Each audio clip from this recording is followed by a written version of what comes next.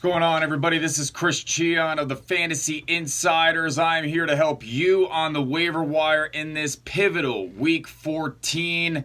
It is playoff week for a number of you, and it is Jaylen Samuels week. You're going to be blowing your budget on this dude. Not only because he is probably going to lead Pittsburgh in carries this week, he's got tight end eligibility. So if you need some help in that position, if you're a Greg Olsen owner, you can plug Jaylen Samuels into your tight end position as well. Or if you're just loaded at the running back position. But we certainly want to be targeting him. Davis Maddock, I'm bringing up my notes now. He wrote a nice little piece on Jaylen Samuels over the summer as somebody we should be keeping an eye on with his productivity at North Carolina State. 201 receptions, 181 carries, 9.2 yards per catch, 6.1 yards per carry, 47 touchdowns total. Tomlin did mention, again, that it is going to be a running back by committee. You can grab Stephen Ridley if you're not able to grab Jaylen Samuels, but I still think he's going to be leading this backfield, again, in carries, and he's got the higher Pro Football Focus pass blocking skills. So, again, compared to Stephen Ridley, caught more touchdown passes in the past 4 weeks, too, than Ridley has his entire career. And the Raiders give up the most rushing yards this season. Matt Breida out this week, too. That makes Jeff Wilson my number 2 running back on the waiver wire this week. 15 carries, 61 yards last week. 8 catches for 73 yards. So he's involved in the passing game. And you know San Francisco is probably going to be trailing in this contest. Alfred Morris, I'm not very much worried about, but they're playing the Broncos, who are an team that you think that San Francisco probably will be trailing this week. So I think that it will be a Jeff Wilson week for show. All right, Justin Jackson, keep an eye on this guy for the LA Chargers. Austin Eckler still seeing 78% of the snaps, while Justin Jackson getting 22%. He was much more efficient in the Sunday night win against the Pittsburgh Steelers. Melvin Gordon could be back, though, as soon as this Sunday or their Thursday night contest. So monitor that one. I'm not rushing for Justin Jackson, but if you can't get these two guys, he's somebody that you could plug and play at the flex and hope he is involved once again. But you're going to have to keep an eye on that Chargers running back situation. We've also got Chris Carson we need to be taking a look at. That injury, he should be playing according to Pro Football Doc, who appears on SiriusXM NFL. So look at Rashad Penny. He saw just 21% of the snaps, but he's taken over Mike Davis as the RB2 there for Seattle. I'm not going to be going bonkers for a guy, though, who hasn't caught a pass since November 4th. John Kelly, go grab this dude if you are a Todd Gurley owner, because Malcolm Brown, and hopefully you have already handcuffed Todd Gurley. Malcolm Brown, he's dealing with the clavicle injury. Could keep him out a couple of weeks. John Kelly could be in line for some work here. Todd Gurley been a little bit banged up over the past couple of weeks. The Rams could just be running the ball quite a bit over the next few weeks as they surge ahead towards the playoffs, not wanting to injure Todd Gurley. So John Kelly, the handcuff now. I'm not excited about the Kansas City running back situation. Damian Williams, Charkandrick West. I still think Spencer Ware, yes, he didn't see a ton of carries. This is still a passing offense here at Kansas City, but I expect Spencer Ware to start seeing a little bit of an uptick as the weeks goes on. Chase Edmonds, I'm not excited about at all. I still think this is David Johnson's backfield in Arizona. Wide receiver position. A.J. Green out for the year. Christian Kirk out for the year. Hopefully you weren't banking on Kirk to be delivering you fantasy goodness in the playoffs. But A.J. Green was somebody that we drafted highly here. I'll talk about John Ross in a second here. He's not my number 1 wide receiver. That would be Adam Humphries, PPR monster. He saw 9 targets. He caught 7 of them last week. He's got touchdowns in his last 3 games.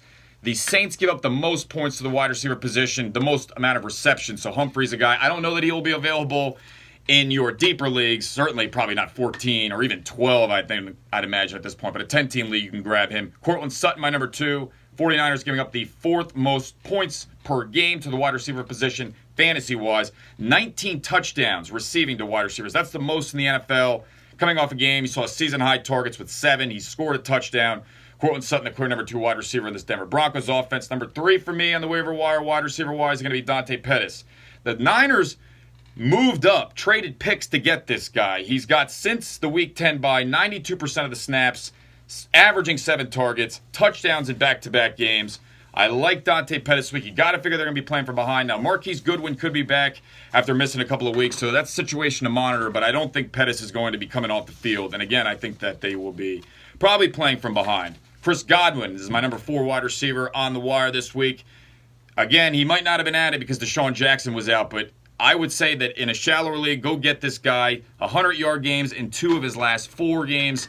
and certainly in that high-powered passing Buccaneers offense. Jameis Winston playing a lot better here, and you'd imagine that he will be the starter the rest of the season. So Godwin's somebody that I think can have the deep play ability that can score you points, but I don't know about just in terms of, if I'm looking at two Tampa Bay wide receivers, it's Humphreys for me if they were to be both available. Tre'Quan Smith, my number 5 receiver to pick up off the waiver wire, takes on the Bucs. On the other side of the football, they give up the second most amount of fantasy points per game to the wide receiver position. Yes, he had the dud against the Cowboys, but he had 13 targets, as you can remember, catching 10 of them against the Eagles a couple of weeks ago. The Saints are a team that you want to have exposure with, and Tre'Quan Smith's somebody that I do expect to bounce back here. Wide receivers elsewhere. Bruce Ellington, somebody that I'm going to be looking at here as well. 26 targets over the last 3 games since coming over from Houston. So somebody to take a look at there. He's playing that Golden Tate role. So Bruce Ellington is my number 6. Curtis Samuel comes in at my number 7. That might be a little bit lower just because, again, they've still got DJ Moore there. They've still got Devin Funchess who came back, played in the limited snaps. Torrey Smith's still there. The tight end, who we're going to talk about in just a second, Ian Thomas, he saw 5 targets. He caught all 5 of them. I like Curtis Samuel. He saw 11 targets in the game. Browns have given up the 6th most receiving yards to the wide receiver position, so if all the names I just mentioned are not available, go grab him. Jordy Nelson, had a nice game, but I think that was more just a product of the fact that they were playing from behind against the Chiefs, and the Chiefs secondary is bad. John Ross against the Chargers. Somebody to keep an eye on. Again, in a deep league, I think that he's got touchdowns in 3 of his last 4 games, so he is fantasy potentially relevant. Again, do you really want exposure to Jeff Driscoll in this Bengals offense? You got to tread lightly there. That's for deep leagues. Tight ends, Jalen Samuel, I already mentioned, plug and play. Vance McDonald, you can stream him. If you got to play Jalen Samuels at the running back position, you can play Vance McDonald at the tight end position. The Raiders giving up the most points per game to the tight ends. If he's not available, CJ Uzomah. Again, I mentioned my sort of hesitation when it comes to targeting the Bengals, but he's got 19 targets in the last 2 games.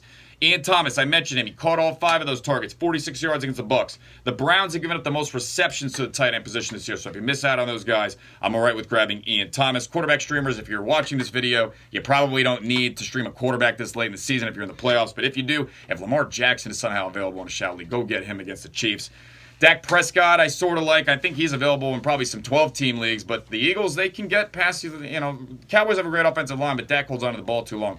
I like Dak only if you can't get Lamar and you're absolutely desperate. Defenses, I want to mention, Detroit is my streamer. They haven't been that great, but they're playing Arizona. That's not a great offense. So Detroit could be somebody that you can be targeting. The Bills as well. And Tennessee, they've got that good run defense.